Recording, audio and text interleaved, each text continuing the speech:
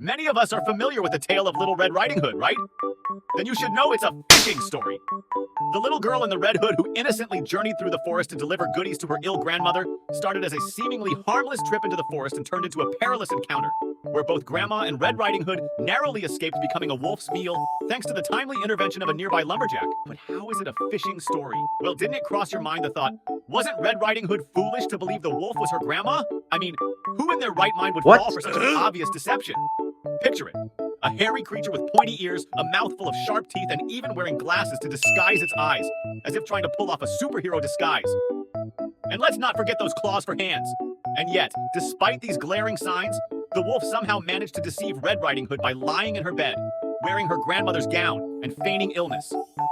Indeed, it's like receiving an email that looks just a bit too strange to be true. And yet, people click and fall into traps every day. Now think of the internet as our vast digital forest. It's filled with wonderful sites and great connections, but it also hides phishing wolves who disguise themselves very cleverly. In today's connected world, everything from our smartphones and computers to smart TVs and refrigerators is linked to the internet. Each device is a tree in this forest, each app a flower, and each service a path winding through the woods. And guess who walks this forest daily? That's right, it's you and me. We're the modern-day Red Riding Hoods, navigating through this digital wilderness. Now imagine receiving an email or notification that seems urgent.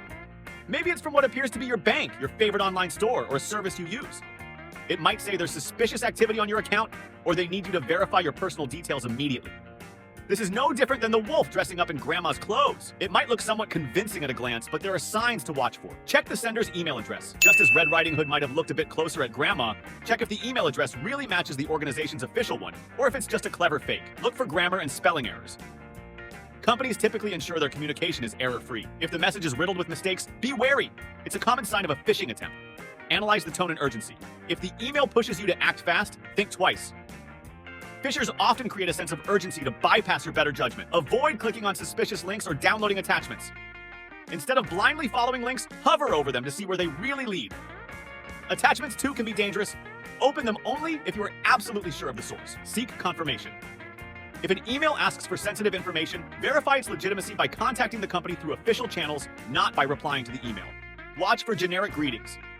Phishing attempts often use non-personalized salutations like "Dear Customer" instead of your real name. Just as Red Riding Hood learned too late that not all is as it seems, we must stay vigilant to ensure we don't fall for the tricks of modern-day wolves on the internet. Remember, when it comes to phishing, a moment of caution can be the difference between staying safe and falling prey to cyber predators. So let's take these lessons to heart and navigate the digital forest with care, ensuring our online journey doesn't end up in the belly of a phishing wolf. After all, unlike in our story, there may not always be a lumberjack handy to save the day.